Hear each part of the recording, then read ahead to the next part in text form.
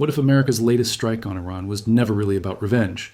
What if the real target was not a drone, not a helicopter, but Iran's ability to see? If you like clear analysis that cuts through noise, hit like, subscribe, and share this with one friend who is tired of shallow news. The tiny action helps this channel do more of the deep work most outlets skip. On the surface, the story looked simple. A United States military helicopter went down after an encounter near the Strait of Hormuz. Soon after, American forces struck a long list of sites in southern Iran. Cable news did what cable news always does. One side called it strength, and the other side called it reckless escalation. Social media turned it into another team sport. But if you slow down and read the details, the whole picture changes. Because the strange part is not that America struck back. The strange part is what it chose to hit. That choice tells you far more than the headlines do. And once you see it, it becomes very hard to unsee. Look closely at the pattern. The targets were not random. They were spread across Iran's southern coastline and nearby islands, facing one of the most important stretches of water on Earth. The reported strikes focused on radar, surveillance stations, air defense support systems, and control nodes tied to coastal monitoring. That is a very specific target set. If your real goal is simple punishment for a helicopter loss, you would expect attacks on drone launch areas, storage depots, commanders linked to the incident, or missile units nearby. But that is not where the weight fell. The weight fell on systems that help Iran detect, track, and manage movement through the water. That means the mission was not just about striking back. It was about taking away sight. Think of it in human terms. If someone punches you and you only want payback, you hit the arm, the face, or the chest. You do not reach for the eyes unless you want to change the fight itself. You go for the eyes when you want the other person confused, slower, less aware, less able to react. That is what made this episode so important. America did not just try to hurt Iran. It tried to make Iran less able to watch the Strait of Hormuz. And that matters because the strait is not some distant patch of water most people will never think about. It is one of the pressure points of the entire global economy. The Strait of Hormuz is narrow, tense, and unbelievably important. A huge share of the world's oil passes through it. Major Asian economies depend on that flow. Energy prices, shipping insurance, industrial planning, airline costs, food transport, and financial confidence all feel the shock when that corridor becomes unstable. People hear that and think only about oil tankers. But the strait is bigger than oil. It is about control. It is about visibility. It is about who can monitor traffic, threaten traffic, delay traffic, or quietly turn normal trade into leverage. A country that can watch the strait closely does not just hold a military advantage. It holds a political and economic one too. Over the last phase of this crisis, Iran had built and strengthened what we can call its Southern Watch system. Not one single radar tower, not one isolated military base, a network, coastal radar, island positions, command links, drone coordination points, maritime tracking systems, and air defense coverage that all work together. With that kind of system, Iran could do several things at once. It could follow commercial shipping in near real time. It could monitor naval movements. It could guide drones and patrol craft. It could challenge vessels, shadow them, warn them, or pressure them. And most importantly, it could remind the whole region that any ship entering that water was moving under Iranian observation. That kind of sight changes negotiations. It changes the psychology of every conversation. If Iran can see the strait, track the traffic, and create uncertainty whenever it wants, then Iran has more than a military tool. It has a bargaining chip. It can tell the world, especially countries that depend on Gulf energy, that no major deal can ignore Iranian interests. It can raise costs without firing a major missile. It can remind markets that peace has a price. And for a state under pressure, under sanctions, and cut off from easy economic relief, that kind of leverage is priceless. You do not need to shut the strait completely to gain power. You only need to prove that you can make everyone nervous. That is why the American strike matters so much. If you can reduce Iran's ability to monitor and coordinate in those waters, you weaken its hand without striking the most explosive targets. You do not hit the nuclear sites and trigger a much wider war. You do not go after every missile stockpile and force an all-out regional response. Instead, you go after the systems that support Iran's pressure game at sea. In simple words, you try to blind the part of Iran that gives it influence over Hormuz. If that works, Washington gains a cleaner shipping lane, a stronger negotiating position, and a chance to tell allies that it still controls the region's basic rules. And this is where the tension sharpens. Because the strike may have been smart on paper, but it exposed a dangerous flaw in American thinking. The flaw is this: Washington appears to believe that if it can break enough sensors, smash enough radar, and burn enough control sites, then Iran loses control of the strait. But that only works if Iran's power in Hormuz comes mainly from equipment. What if it does not? What if the real source of Iranian power is a mix of geography, distributed systems, outside help, and political will? What if radar towers are only one layer of a much deeper structure? Then destroying the visible layer solves far less than America hoped. The first clue came from Iran's own reaction.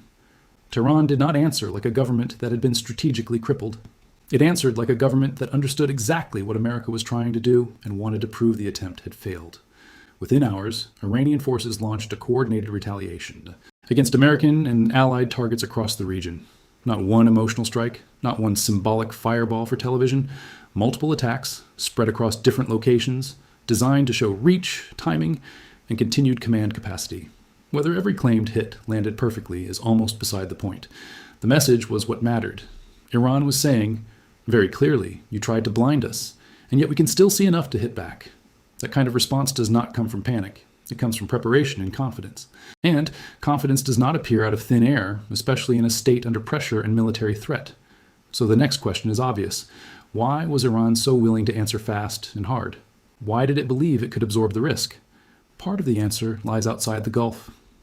In the days around this escalation, the wider alignment around Iran mattered just as much as events on the water. Beijing, Moscow, and other partners did not need to fire missiles themselves to shape the battlefield. Diplomatic cover, intelligence help, technology transfer, and a visible show of political backing can change a country's sense of what is possible. That wider support matters in several ways. First, it tells Iran that it is not isolated in the diplomatic arena. If efforts to punish Iran at the United Nations are slowed, blocked, or weakened, Tehran gains breathing room. Second, outside intelligence and surveillance support can reduce the impact of damaged local systems. A country does not need perfect coastal radar if it can draw from satellites, electronic monitoring, partner intelligence, civilian maritime data, drones, and human networks. Third, visible political support changes morale. It tells decision makers in Tehran that a limited strike is not the beginning of total abandonment. It tells them they still have strategic depth, even if that depth looks very different from a formal military alliance.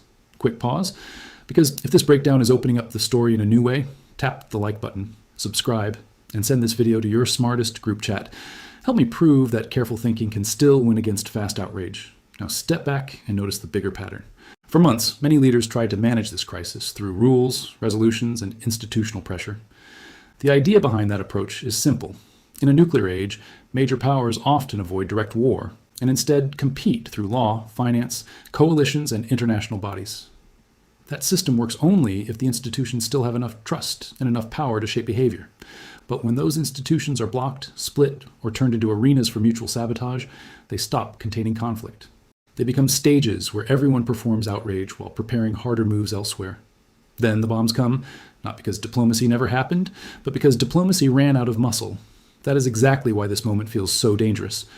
The military action did not replace diplomacy. It entered the room because diplomacy had become too weak to force a result. In that kind of environment, strikes become bargaining tools. They are messages with explosions attached. One side says, here is what we can reach. The other side answers, here is what we can still do. Both continue to talk, but the talks are now shaped by pain, fear, and public theater. That may sound controlled. It is not. It is deeply unstable. Real war, at least, has a brutal clarity. This kind of half-war, half-negotiation creates constant room for misreading and overreaction. And then there are the Gulf states, the countries stuck in the middle. Bahrain, Kuwait, Jordan, or the United Arab Emirates, Saudi Arabia, and others do not control the main confrontation, but they cannot escape it either. Some try to present themselves as neutral, some host American forces, some provide access, logistics, airspace, or quiet support. From Iran's view, that means neutrality has limits. If your territory helps launch pressure on Iran, Iran may decide your territory is part of the battlefield. That is a brutal lesson for smaller states. You can try to stand near a giant for safety and still become the easiest target when the giant is challenged. This is one of the oldest traps in politics. A smaller state accepts the protection of a stronger one. In return, it hosts bases, aligns strategy, or shares facilities. The promise is security. The risk is entanglement. Once conflict starts, the small state discovers that the foreign base on its soil is not just a shield, it is a magnet. It pulls danger toward it. That danger is not theoretical in the Gulf. These countries rely heavily on imported food, imported technology, fragile trade routes, and critical infrastructure that can be damaged by tools far cheaper than the systems built to defend them. A drone that costs little can threaten equipment worth hundreds of millions. A short disruption can spook investors, tourists, insurers, and shipping firms at the same time. That is why this story is not only about soldiers and missiles, it is also about fear in markets, airports, boardrooms. desalination plants, and the minds of leaders who know how exposed they really are. Some Gulf cities built their global reputation on calm, openness, money, and predictability. They sold the world a promise of normal life in a difficult neighborhood, but when missiles start crossing skies and bases become targets, that promise weakens fast. Wealthy residents leave, insurance costs jump, foreign companies review plans. Governments start asking questions they do not like. Are American bases keeping us safe or painting targets on us? Are we protected or trapped? Now we reach the heart of the problem. Did the American strike actually achieve its strategic goal? The answer is much murkier than the headlines suggest. Even if the strike damaged real sites, Iran's quick retaliation showed that its command and response structure remained active. That alone should make people pause. If the mission was to badly weaken Iran's eyes and coordination, why was Iran still able to respond in a broad and organized way so quickly? Either the damage was limited, or the network America targeted was never the full network to begin with. And that brings us back to the fatal flaw. The United States may have attacked the visible eyes while missing the hidden nervous system behind them. Modern surveillance is not a single tower with a blinking red light on top. It is layered. Mobile radars can move. Civilian shipping data can be exploited. Drones can substitute for damaged sensors. Small boats can observe directly. Commercial imagery can be bought. Foreign partners can share satellite coverage. Electronic listening can continue even after a fixed site goes dark. Local commanders can act from pre-planned rules without waiting for a perfect stream of information. In other words, a country can lose some eyesight and still fight with memory, backup systems, and outside help. This matters because many military plans look cleaner in briefing rooms than they do in real life. Blinding a network sounds decisive. In practice, networks bend, reroute, and regenerate. More than that, geography keeps working even when machinery is broken. Iran still sits where it sits. The coastline does not move, the islands do not disappear. The shipping lane remains narrow. Fast boats can still operate. Mines can still be laid. Drones can still fly from less predictable points. Harassment can still happen. Commercial shipping still knows it is entering contested waters. The fear that gives Iran leverage is not created only by radar. It is created by the constant possibility of disruption. As long as that possibility lives, Iran retains influence. That is why destroying hardware alone may never be enough to change the basic equation in Hormuz. And then there is the human factor, which many powerful states underestimate until it is too late. Equipment can be destroyed. Resolve is harder. If Iranian planners came away from this exchange believing that America wants to punish them but avoid a truly open war, then the strike may have taught the wrong lesson. It may have told Tehran that Washington will hit carefully, signal loudly, and then look for a way to keep talks alive. From a deterrence point of view, that is dangerous. Deterrence works when the other side believes escalation will bring unbearable costs. It weakens when the other side believes it can absorb the blow, repair enough, and continue the contest on its own terms. That is why the emotional result of these strikes matters as much as the physical damage. Did Iran feel fear, or did Iran feel vindication? Did the leadership become more cautious, or more convinced that its approach works? A state that survives a strike and fires back within hours often learns a very powerful lesson. It learns that pressure is painful but manageable. It learns that symbolic losses can be turned into political strength. It learns that the enemy also has limits, and once a rival stops fearing your response, every future crisis becomes more dangerous. Not because war is certain, but because miscalculation becomes easier. To be fair, there is a serious argument on the American side. No major power wants its aircraft or troops challenged without consequence. If Washington had done nothing after the helicopter incident, critics would have said the United States invited more aggression. Allies would have wondered whether American guarantees still meant anything. Military commanders would have argued that freedom of navigation requires visible enforcement. Hitting coastal surveillance and air defense support systems can be described as a measured way to push back without jumping straight to the most extreme targets. That case is not absurd. It has logic. It is the case any strong military power would be tempted to make. But even that argument runs into hard questions. If this was truly a clean response to a specific event, why did the target list look so tailored to a broader maritime objective? Why did it focus on the systems that underpin Iranian awareness in the Strait, rather than the direct tools most closely linked to the original incident? Why did the action appear calibrated not to destroy Iran's larger military capacity, but to send a message while avoiding a complete break in negotiations? Those details suggest the helicopter encounter was less the reason than the opening. It created political cover for a strike Washington already had strong strategic reasons to want. And here is another uncomfortable point. There's a difference between hitting what is easiest to justify and hitting what truly changes the game. America may have chosen targets that were politically neat and militarily useful, but still not decisive enough to alter Iran's core position. In fact, partial damage can sometimes produce the worst outcome. You anger the other side, validate its fears, and push it toward retaliation while failing to remove its main leverage. That leaves everyone more exposed than before. The strike becomes dramatic without being transformative. It burns assets without settling the struggle. That may be exactly what happened here. One more quick favor before we go to the deepest layer of this. If you want more videos that connect the dots instead of chasing the latest slogan, subscribe now, drop a like, and share this with someone who follows global politics. Think of it as a vote for slower, smarter analysis. The deepest layer is not about any single radar site. It is about how power works in a changing world. For a long time, Washington could assume that technical superiority, alliance networks, and control of global institutions would let it shape regional crises from a position of overwhelming advantage. That world is fading. Rivals now learn from each other. They trade methods. They build workarounds. They spread systems across more nodes. They use cheap tools against expensive ones. They mix diplomacy, information, commerce, deniable attacks, and strategic patience. In that environment, destroying a few eyes does not necessarily blind the body. Sometimes it only tells the body to rely more heavily on all the other senses it has been developing for years. That is why media framing often misses the real story. The public gets offered a simple choice. Was America strong or weak? Was Iran reckless or brave? Did one side win the exchange? Those are easy questions, but they are too small. The larger question is whether the old model of coercion still works. Can a superior military power force outcomes by striking limited targets while keeping escalation under control? Or have rivals learned how to survive those blows, respond asymmetrically, and turn endurance into strategy? Iran's answer, at least in this case, seems to be yes. It believes it can take a hit, answer back, and stay in the game. That belief matters far beyond Iran. Every state watching this crisis is taking notes. China is watching how America handles chokepoints, retaliation, and alliance stress. Russia is watching how institutions fail under pressure and how limited force shapes negotiations. Smaller states are watching how much protection bases really provide. Energy importers are watching how vulnerable supply routes remain.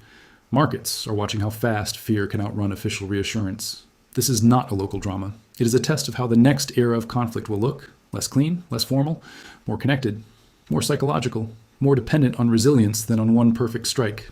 So what should we watch now? First, watch the shipping picture, not just military statements. If commercial traffic continues to move with rising insurance costs, route changes, more escorts, and fresh reports of harassment or shadowing, that tells you Iran still retains meaningful influence in the Strait. Second, watch whether Gulf partners grow more cautious about how openly they support American operations. Quiet limits on airspace access or more urgent regional diplomacy would signal fear of deeper entanglement. Third, watch the language coming from Washington and Tehran. As long as both sides talk about talks, there is still a narrow lane for managed confrontation. If that language hardens into pure threats, the danger rises sharply. Fourth, watch for evidence that Iran has restored, replaced, or bypassed what was hit. You may not see that first in dramatic military communiques. You may see it in behavior: more confident patrol patterns, more precise messaging about ship movements, more organized responses at sea, more signs that the command chain remains intact. Fifth, watch the price of uncertainty. Insurance, freight rates, investor mood, and emergency planning often reveal strategic reality faster than official speeches do. States can hide damage. Markets are much worse at pretending they feel safe when they do not. But above all, watch for the central lesson. America tried to reduce Iran's leverage by attacking its ability to watch the Strait. That makes sense if you think the leverage mainly comes from sensors. Iran's response suggests the leverage comes from something larger. It comes from the combination of position, preparation, redundancy, allies, and resolve. If that is true, then the strike exposed the gap between destroying tools and defeating a strategy. You can burn cameras and still fail to remove the fear those cameras represented. You can crater a site and still leave the larger pressure system alive. And that brings us to the most important question of all. What actually controls the Strait of Hormuz? Eyes at metal, code, radar, satellites, and aircraft? Yes, partly, but not only that. Control also lives in expectations, in the willingness to take risk, in the belief that trade can be interrupted, and in the confidence that outside powers will help you endure, in the knowledge that a narrow waterway can be made psychologically smaller than it already is. Real power in a choke point is not just the ability to sink ships. It is the ability to make everyone think, every single day, about the wee possibility that ships might not move normally tomorrow. That is why this episode matters so much. America may have hit Iran's yes, but Iran just showed the world that sight can be rebuilt, borrowed, shared, and improvised. And if that is true, then the fatal flaw in America's plan is simple. It treated vision as hardware, when vision was also strategy. It treated surveillance as fixed sites, when surveillance was also networks, partners, memory, and will. It treated damage as deterrence, when damage may have become a lesson in endurance.